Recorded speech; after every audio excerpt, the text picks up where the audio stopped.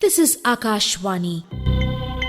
Radioscope, the National Science Magazine program. Good evening, dear listeners. A very warm welcome to the September edition of Radioscope, the National Science Magazine program. Science is about curiosity, discovery, and the drive to make life better and sustainable for all. From the air we breathe, the food we grow, the medicines that heal us, to the technology that connects us, science is a thread that binds modern life together. In today's program, we will explore how science is shaping our sustainable future, our health, and our journey to the stars, and we will bring you stories and conversations from the frontiers of science and technology. So, dear listeners, stay with us as we celebrate the spirit of science, caring for our earth, our health, and our future. As we observe the International Day for the Preservation of the Ozone Layer in September, it reminds us how crucial our atmosphere is for life on Earth. With growing concerns about global warming, sustainable living has become not just a choice, but a necessity. To know more about how science and technology are helping us build a sustainable future, let's listen to a special talk by Dr. Ajayakhosh, former director CSIR NIIST Trivandrum, who has been working in the domain of science and technology for the past 4 decades. If you look back to the history, our country was one of the richest, holding the highest GDP before the East India Company came to India. It became one of the poorest after nearly 200 years of slavery. And when they left India, we were having one of the lowest GDP of the world. Today, after 78 years of independence, India stands out as a powerful nation and the 5th largest economy, surpassing Britain. India is becoming a superpower in space technology, nuclear technology, and defense applications. While these being the facts, people by and large think that scientific and technological developments are responsible for most of the adverse effects on the environment, such as pollution of air and water, natural calamities, and the ill health of the ecosystem.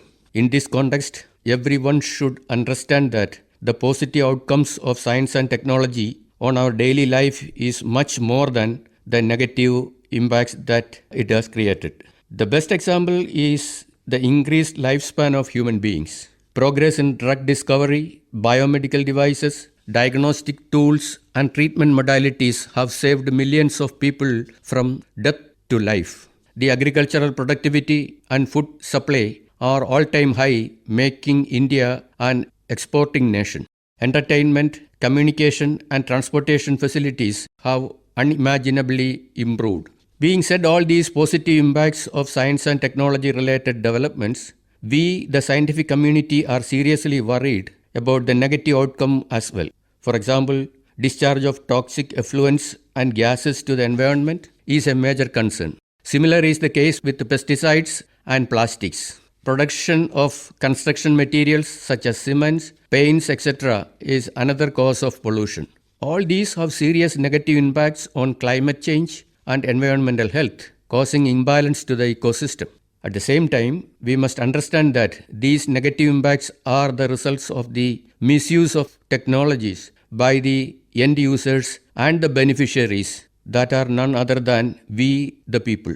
For example, consider the pollution and problems associated with the use of plastic materials. Similar is the case with pesticides and other industrial pollutants. However, the introduction of strict regulatory measures by the government, many of these problems are getting resolved, which is helping to reduce the impact of pollution on environment and ecosystem. The overusage of fossil fuels, water, electricity for daily domestic and transportation purposes are another reason for the ecosystem imbalance. While these use of energy sources are necessary for our daily life, their unnecessary usage can be avoided to a great extent. This will help minimizing the carbon dioxide emission, which is responsible for the green gas effect and the rising temperature of the earth. It is the responsibility of the scientific community to make sure that the progress in scientific and technological developments have minimum negative impact and damage on the planet. With this objective, the member countries of the United Nations came forward with 17 Sustainable Development Goals called SDGs for the better life of the people in the planet. Implementation of these objectives to achieve the Sustainable Development Goals is possible only through science and technology intervention. For this purpose, science and administrative machinery should work together with the support of the people. Several emerging technologies are being implemented for achieving sustainability. Use of non-conventional energy sources such as wind, solar, and green hydrogen in place of conventional fossil fuels are the best solution and hence needs to be promoted. Advanced technologies for energy production, energy conversion, and energy storage are continuously being introduced. Different types of solar cell modules having greater than 25 to 30% energy conversion efficiency are available in the market. Energy storage devices such as batteries that are capable of continuously delivering energy for a long period of time has revolutionized the electrical vehicle technology. Buses and trains running on green hydrogen, which is the ultimate clean energy source, are undergoing trial runs in India. Research on these priority areas are heavily supported by various research funding agencies and industries in the country. Advanced technologies for energy conservation is equally important as energy production for sustainable life. Light-emitting diodes, commonly known as LEDs-based lighting and display systems have revolutionized the concept of indoor lighting and visual entertainment, preventing the release of tons of carbon dioxide to the environment, thereby reducing the greenhouse effect and global warming. Government's ambitious program on smart cities, smart villages, etc. need the construction of smart buildings for commercial and housing purposes. These buildings are constructed with integrated devices for non-conventional energy production, efficient energy storage, lighting systems, security devices, sensors, monitors, and Internet of Things. Since the solar radiations have heat-generating infrared radiations, closed rooms with glass windows will get heated up and hence need huge amount of electricity for air conditioning. To minimize this effect and save energy, the new types of smart windows have been developed which control the passage of solar radiations in response to the outside temperature and climatic conditions. Similarly, windows can also be designed to generate small amount of electricity using the light available in the surroundings, which can be used to power devices such as sensors and security devices. In addition, there are other technologies such as piezoelectric and thermoelectric devices that generate electricity for powering low-energy devices. Global warming and climate change and the associated natural calamities such as landslide, flood, etc. are also major concerns which are directly related to the carbon dioxide emission from various industries and automobiles. A major challenge to the scientific community is to reduce the carbon footprint by capturing carbon dioxide and converting it to useful chemicals. Several new materials that can absorb carbon dioxide and release them slowly for its conversion are emerging. Several new catalysts that can convert carbon dioxide to useful chemicals such as methanol, ethanol, etc., which can be used as fuels and raw materials for the production of other chemicals are available due to the advancement in technologies. In conclusion, the global scientific community is working to minimize the adverse impact of science and technology related developments. Therefore, let us work together to make the planet green, for the plants and trees to grow healthy, the butterflies and the birds fly high, let the animals live happy, let the rivers flow clean, so that we all live together in harmony with healthy mind and body. Thank you, Dr. Ajayakhosh. Truly, science has shown us both the challenges and the solutions for our environment. From the health of our planet, let us turn to the health of our own hearts.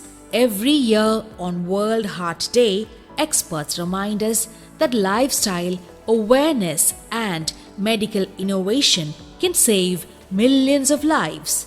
Every year on September 29th, this day reminds us to take care of the most hard-working organ of our body, our heart. To discuss this further, we have with us Dr. Praveen S V, a renowned interventional cardiologist specialized in internal medicine and cardiology. To lead the discussion, we have with us Mr. V. Shivakumar, former Deputy Director Program, Akashvani. Together, they will discuss the rising concerns of heart disease, its prevention, and the small lifestyle changes that can make a big difference. Let's listen in. Don't miss a beat is the theme for the World Heart Day. Recent instances of cardiac incidences around the world involving those in the younger age groups have brought the focus back on heart health, encouraging people to be vigilant about their well-being. In our studio today, we have Dr. Praveen S V, an eminent interventional cardiologist who does a lot of awareness programs on heart health in addition to his regular work as a cardiologist. Dr. Praveen, welcome to Akashvani. Thank you.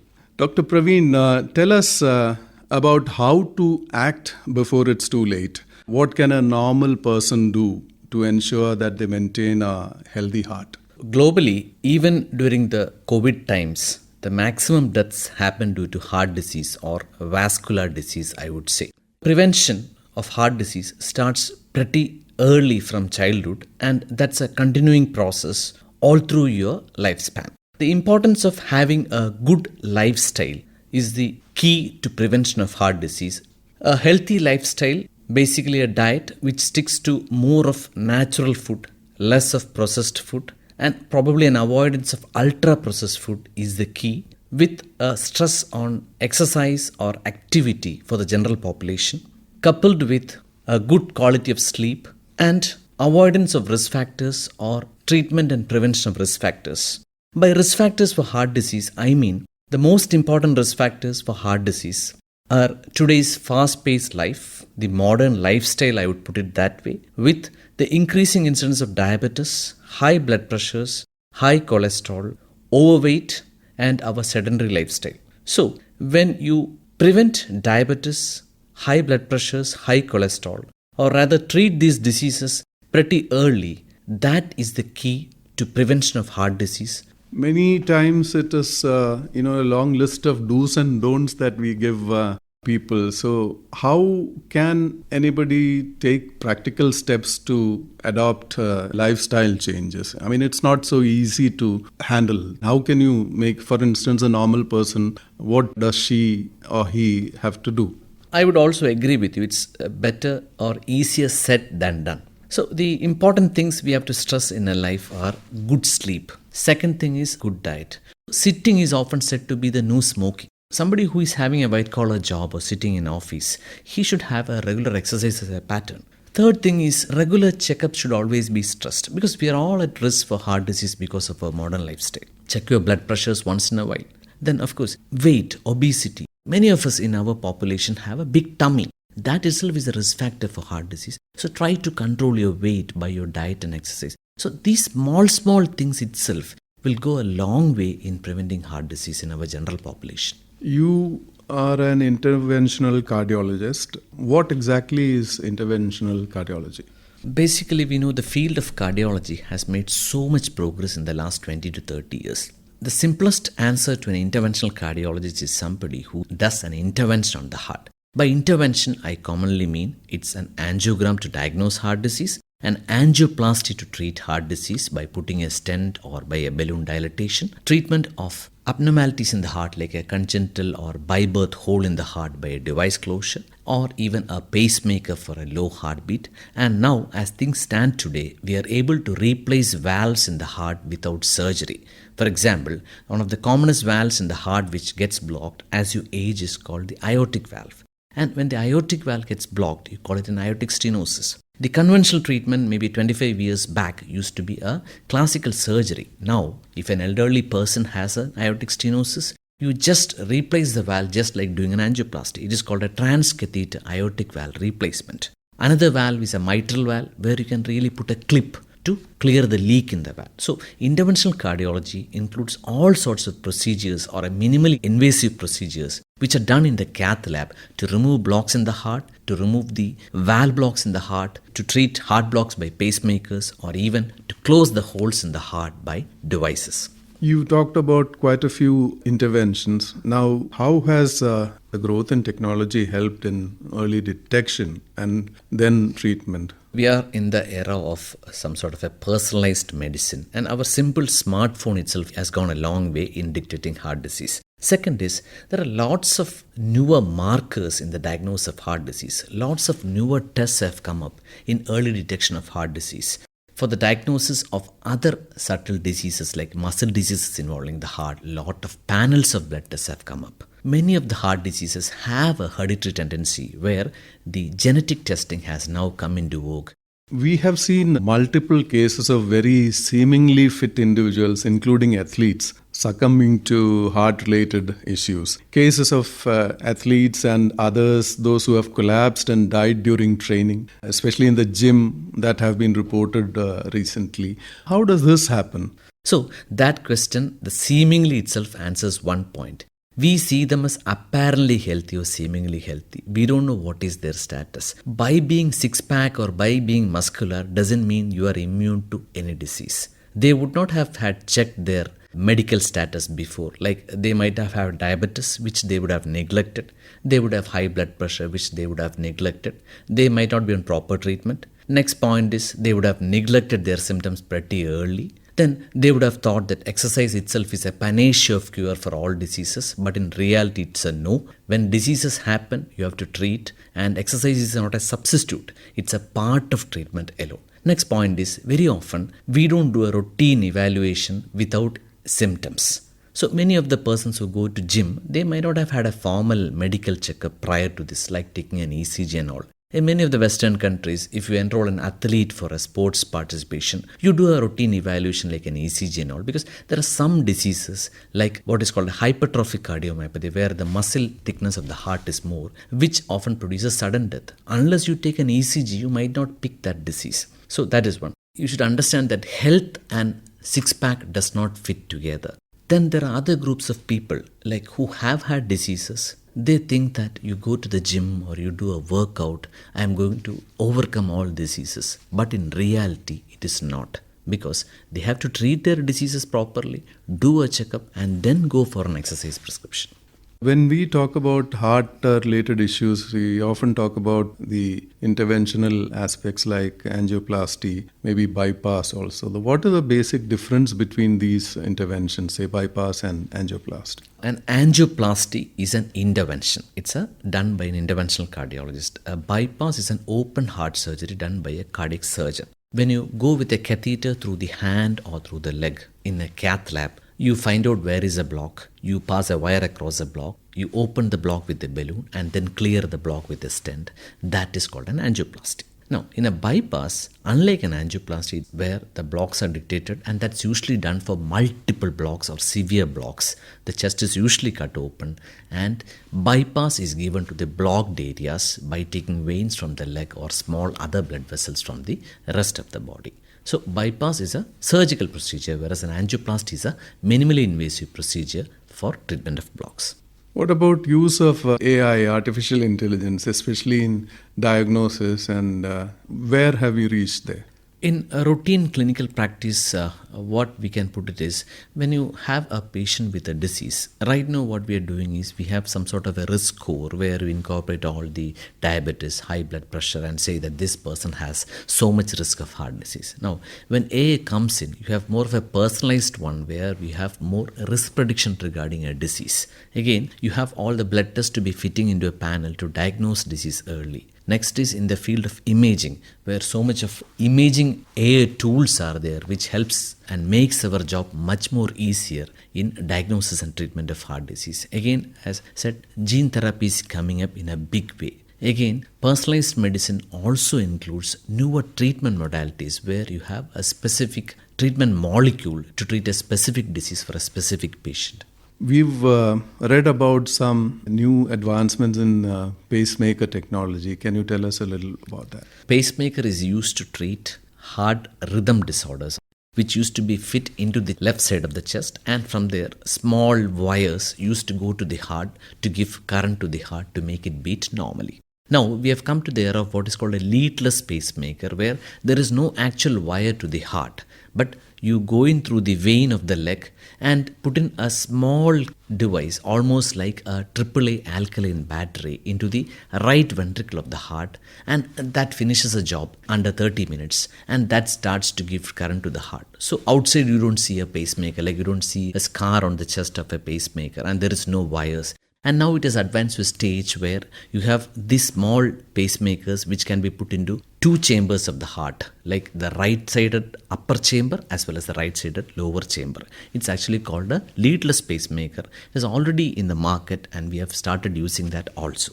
Generally, all these pacemakers last on an average of 10 to 15 years. I know it is too much to ask about the whole country as such, but where do you see interventional cardiology in the next few years? With the newer advances, widespread access of cardiologists as well as hospitals with cardiac facilities, our treatment progress in India, especially in the field of cardiology, has been too good. And I see a progress which is going to happen as the Indian economy progresses so fast, where the outreach of cardiology spreads far and wide to almost like the nook and corner of country, maybe in another decade or so. TAVI is a minimally invasive procedure. It's called transcatheter aortic valve replacement or transcatheter aortic valve implantation. You come into the hospital, you take a CT to find out the valve problem, you do the TAVI, the patient goes home in another 2 or 3 days and he's back to normal activities so fast. So that is an emerging field, or that's already emerged as a revolutionary treatment for the blockage of main valve of the heart. Use heart for action is the broad theme for the current global campaign for heart health. Let's hope more and more people join this call to action and ensure we don't miss a beat. Thank you, Dr. Praveen S V, for those valuable insights. Truly, science is not just about machines and medicines, but about saving lives and improving quality of life. From the heart within us, let's now travel beyond into outer space. Finally, as we approach World Space Week, we will take you on a journey through India's achievements in space exploration and how they inspire young minds to dream beyond the skies. On this special occasion, we are deeply honored to have with us Dr. A. Rajarajan, Director of the Vikram Sarabhai Space Center, Thiruvananthapuram, a leader guiding India's space exploration and technology development. Today, he shares with us his thoughts on India's space achievements, future missions, and the role of science in shaping a sustainable tomorrow.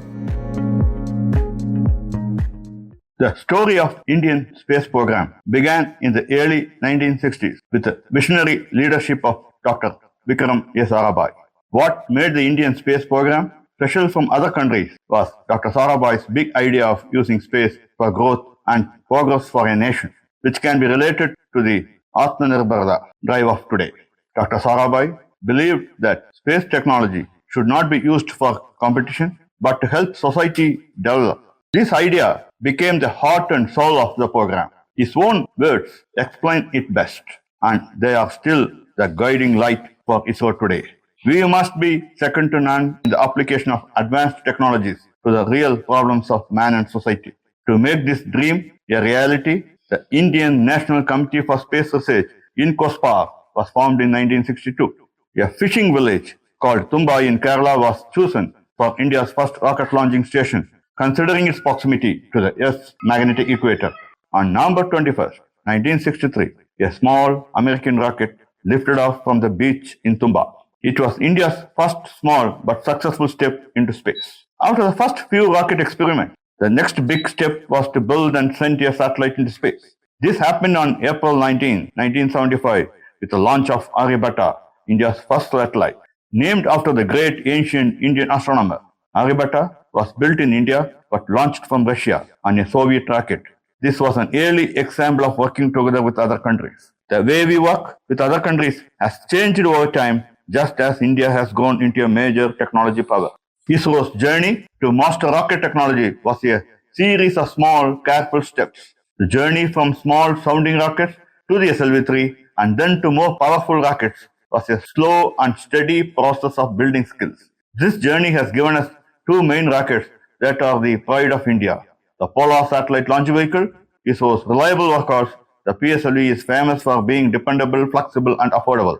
It has a near perfect record, having launched hundreds of Indian and foreign satellites. It was the PSLV that took India to the moon, Chandrayaan-1, and Mars, showing it could handle long journeys into space. Developing our own cryogenic engine for LVM-3 was a huge achievement, putting India towards the self-reliance. The LVM-3 was the rocket used for the Chandrayaan-2 and Chandrayaan-3 missions and is the one that will carry Indian astronauts on the Gaganyaan mission. Space policy reforms has attracted many startups joining space sector, and technology transfer drive has fueled many new Indian industries to work closely with ISRO programs.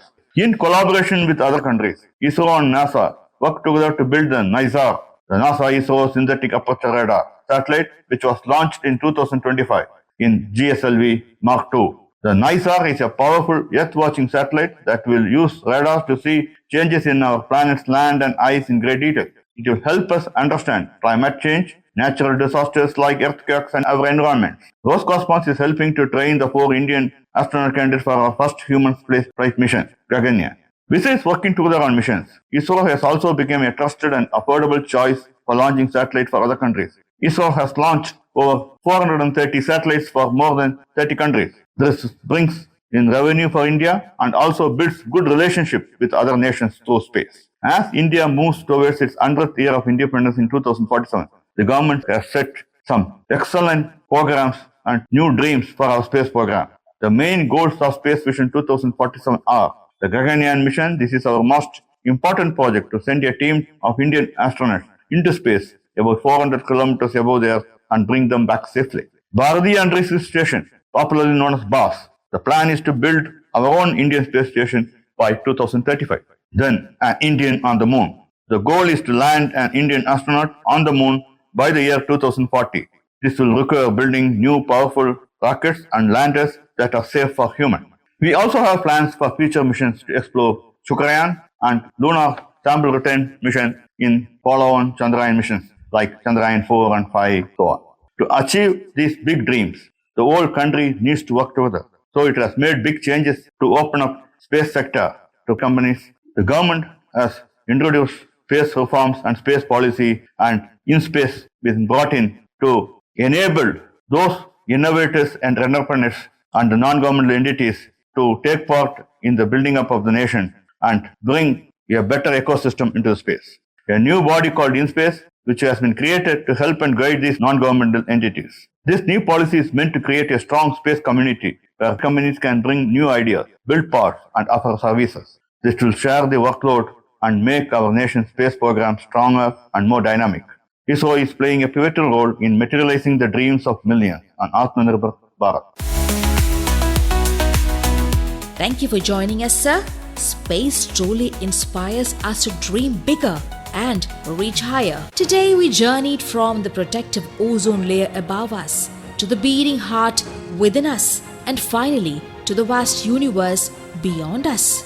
Each story reminded us of how science connects to our everyday lives. With that, we conclude this September edition of Radioscope, the National Science Magazine program. Thank you for joining us. Until next time, keep exploring the universe of knowledge. You were listening to Radioscope, the National Science Magazine program. This program is produced at the studios of Akashvani, Thiruvananthapuram by MS Asha and narrated by Elizabeth Abraham. For the Central English Features Unit that came to you from the Delhi station of Akashvani.